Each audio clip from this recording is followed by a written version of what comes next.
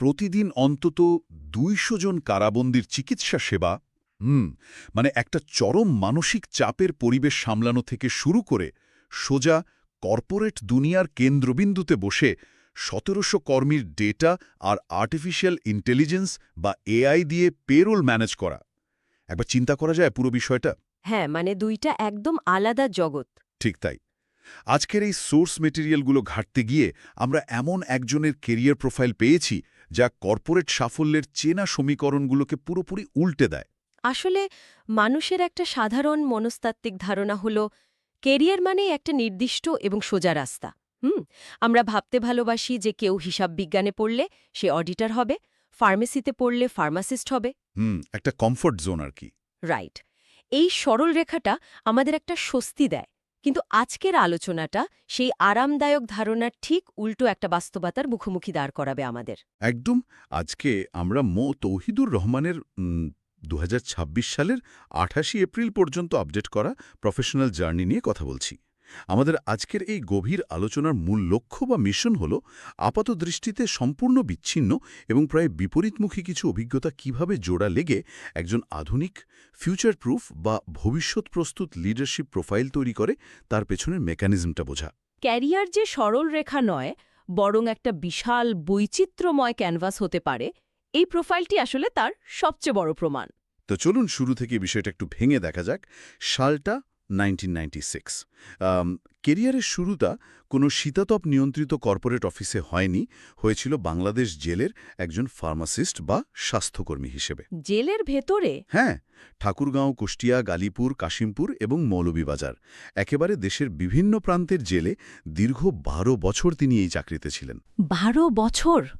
বেশ লম্বা সময়। ঠিক। বিশেষ করে গাজীপুরে প্রতিদিন অন্তত ২০০ জন রোগীকে চিকিৎসা দেওয়ার যে ডেটা আমরা পেয়েছি, সেটা কিন্তু কোনো সাধারণ ক্লিনিক্যাল ডিউটি নয়। এটা বুঝতে হলে জেলের ভেতরের পরিবেশটা একটু গভীরভাবে কল্পনা করতে হবে। বাইরের সাধারণ হাসপাতালের মতো সেখানে পর্যাপ্ত রিসোর্স বা স্বাধীনতা থাকে না। তা তো বটেই। সেখানে রোগীর চাপ, সম্পদের সীমাবদ্ধতা এবং সার্বক্ষণিক একটা মানসিক অস্থিরতা থাকে। ধরুন, প্রতিদিন ২০০ জন বন্দীকে সামলানো মানে হল এক্সট্রিম ক্রাইসিস ম্যানেজমেন্ট বা চরম সংকট মোকাবিলার একটা প্র্যাকটিক্যাল স্কুল। এখানেই আমার কাছে সবচেয়ে চমকপ্রদ বিষয়টা ধরা পড়েছে। তিনি কিন্তু শুধু রুটিন অনুযায়ী ওষুধ দিয়ে নিজের দায়িত্ব শেষ করেননি। সোর্স থেকে জানা যাচ্ছে তিনি জেলের ভেতরে একটি মসজিদ প্রজেক্ট শুরু করেন, আর সেই সাথে একটি অ্যান্টি ড্রাগ বা মাদকবিরোধী ক্যাম্পেইনের নকশা তৈরি ও বাস্তবায়ন করেন। আচ্ছা, এটা কিন্তু খুব অন্যরকম একটা উদ্যোগ। হ্যাঁ, এখন প্রশ্ন হলো, একজন ফার্মাসিস্টের কেন হঠাৎ এই কাজগুলো করার প্রয়োজন পড়ল? খুব চমৎকার একটা জায়গা ধরেছেন। যদি আমরা বিষয়টিকে বৃহত্তর প্রেক্ষাপটের সাথে যুক্ত করি, তাহলে দেখব তিনি আসলে তখন থেকেই একটা কমিউনিটি ম্যানেজ করছিলেন। বন্দীদের কমিউনিটি? ঠিক।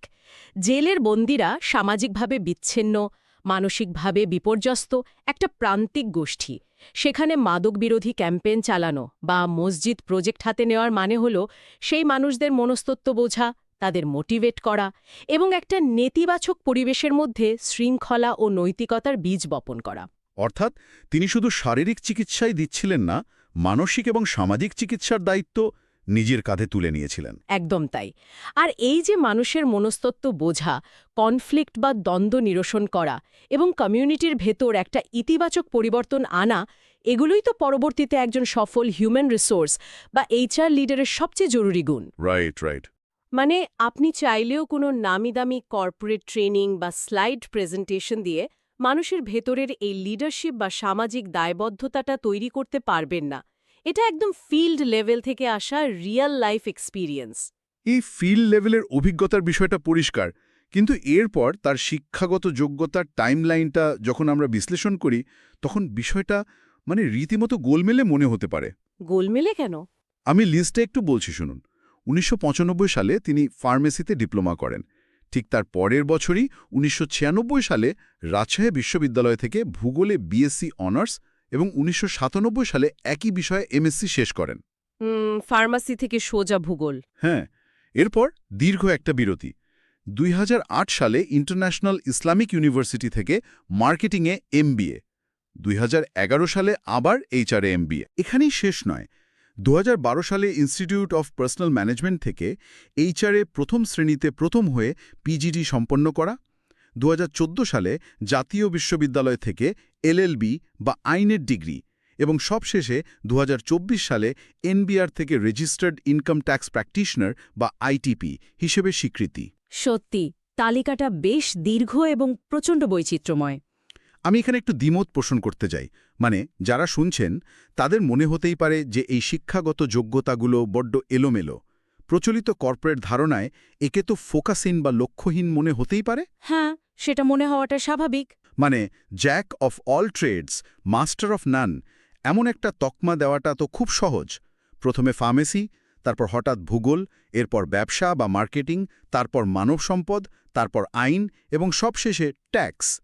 একজন মানুষ কেন এতগুলো সম্পূর্ণ ভিন্ন ভিন্ন বিষয়ের ডিগ্রি নেবেন? এর কি আদৌ কোনো প্র্যাকটিক্যাল ভ্যালু আছে? প্রথম দেখায় এই প্রশ্নটা ওঠা খুবই যুক্তিসঙ্গত। মনে হতে পারে তিনি হয়তো নিজের কেরিয়ারের লক্ষ্য নিয়ে নিশ্চিত ছিলেন না। কিন্তু আমরা যদি এই সবগুলো ডিগ্রিকে একটা নির্দিষ্ট পজিশনের সাপেক্ষে দাঁড় করাই, ধরুন একটি বিশাল ম্যানুফ্যাকচারিং কারখানার এইচআর বা অ্যাডমিন হেড, তখন এই পুরো বিষয়টা একটা সুইস আর্মি নাইফ বা বহুমুখী হাতিয়ারের মতো কাজ করে। সুইস আর্মি নাইফ মানে একটা টুলের ভেতরেই যেমন অনেকগুলো কাজের সমাধান থাকে, একদম। কিন্তু এই ভিন্ন ভিন্ন টুলগুলো একটা ফ্যাক্টরিতে কিভাবে একসাথে কাজ করছে? দেখুন, মানব সম্পদ ব্যবস্থাপনা বা এইচআর মানে তো শুধু লোক নিয়োগ দেওয়া আর ছুটি মঞ্জুর করা নয়। যখন কেউ হাজার হাজার শ্রমিকের ডিল করছেন, তখন সেখানে দেশের শ্রম আইন বা লেবার ল চলে আসে। রাইট, তখন আইনি বিষয়গুলো জরুরি হয়ে পড়ে। ঠিক, আর ঠিক সেখানেই তার এলএলবি ডিগ্রিটা সরাসরি কাজ করছে। আবার মার্কেটিংয়ের ডিগ্রি তাকে নেগোসিয়েশন বা দর কষাকষি শিখিয়েছে। হতে পারে সেটা শ্রমিক ইউনিয়নের সাথে কথা বলা কিংবা ম্যানেজমেন্টের কাছে নতুন কোনো আইডিয়া বিক্রি করা। বুঝতে পারছি। আবার আইটিপি বা ট্যাক্স প্র্যাকটিশনারের লাইসেন্স তাকে কোম্পানির আর্থিক কমপ্লায়েন্স বুঝতে সাহায্য করছে। আচ্ছা, লেবার ল বা ট্যাক্সের বিষয়টা মানলাম, কিন্তু ভূগোলটা কোথায় কাজে লাগছে? এটা তো একেবারে ভিন্ন একটা বিজ্ঞান। এখানেই সবচেয়ে ইন্টারেস্টিং বিষয়টা লুকিয়ে আছে।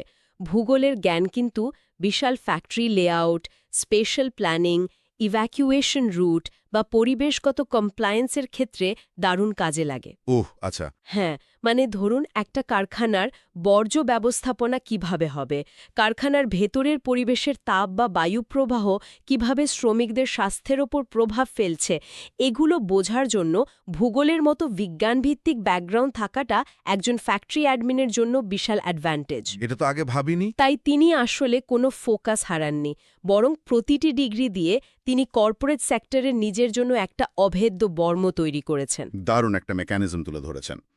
এই অভেদ্য বর্মটা বাস্তবে কতটা কাজ করছে তার একটা চমৎকার প্রমাণ কিন্তু আমরা পাই তার পরবর্তী কেরিয়ার ফেজে।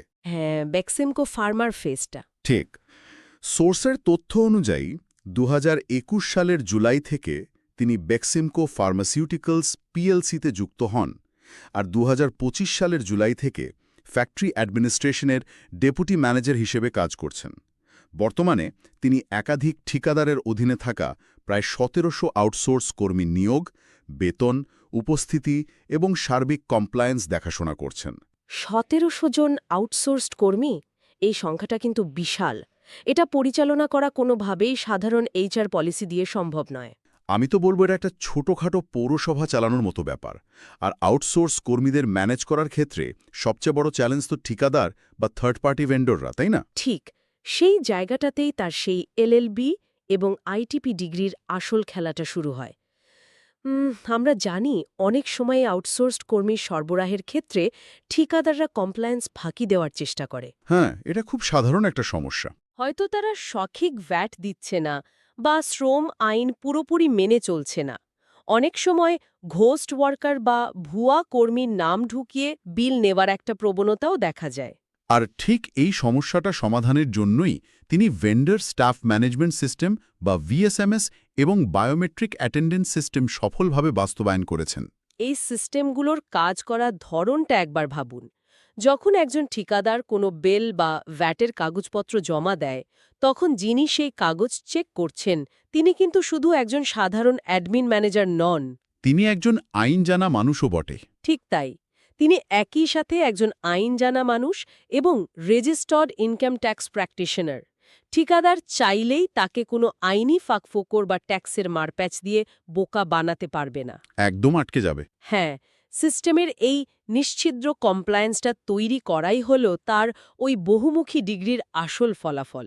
তিনি আসলে এমন একটা সিস্টেম দাঁড় করাচ্ছেন যেখানে সমস্যার জন্ম নেবার জায়গাটায় ব্লক হয়ে যায়। এই প্রযুক্তিগত এবং প্রশাসনিক সিস্টেম পরিচালনার বিষয়টা তো বুঝলাম, কিন্তু এত বড় স্কেলের কাজের পাশাপাশি তার একটা ছোট কিন্তু অত্যন্ত বাস্তবমুখী উদ্ভাবনের কথা সোর্সে উল্লেখ আছে, যা আমাকে ভীষণ আটকে দিয়েছে। কারখানার ভেতরের কোনো উদ্ভাবনের কথা বলছেন? হ্যাঁ, বিশাল কারখানা থেকে প্রতিদিন যে উচ্ছিষ্ট বা স্ক্র্যাপ বেরোয়, সেগুলো সাধারণত ম্যানুয়াল লেবার বা শারীরিক শ্রম দিয়ে সরানো হতো।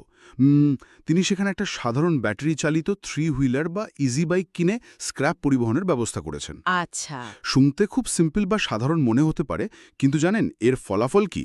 এই একটা ছোট সিদ্ধান্তের কারণে শারীরিক শ্রম তো কমেছেই, উল্টো কোম্পানির বছরে 5 লাখ টাকা সাশ্রয় হচ্ছে। এটাকে বলা যায় মাইক্রো ইনোভেশন বা ছোট পরিসরের উদ্ভাবন। বড় বড় কর্পোরেট রুমে বসে বা এসি রুমে মিটিং করে অনেক সময় এই ছোটখাটো অপারেশনাল গ্যাপগুলো চোখে পড়ে না। একদমই তাই। যিনি কারখানার ফ্লোরে হাঁটেন, যিনি ফিল্ডে সমস্যাটা বোঝেন, তিনিই কেবল এমন সহজ অথচ ইম্প্যাক্টফুল সমাধান বের করতে পারেন। এই যে সীমিত সম্পদের মধ্যে সর্বোচ্চ আউটপুট বের করে আনা, এটা ওই জেলের পরিবেশে 12 বছর কাজ করার মানসিকতা থেকেও আসতে পারে। ডটগুলো দারুণভাবে মিলে যাচ্ছে, কিন্তু এখানেই তো সবচেয়ে বড় বৈপরীত্য বা কন্ট্রাস্ট আমাদের সামনে এসে পড়ে।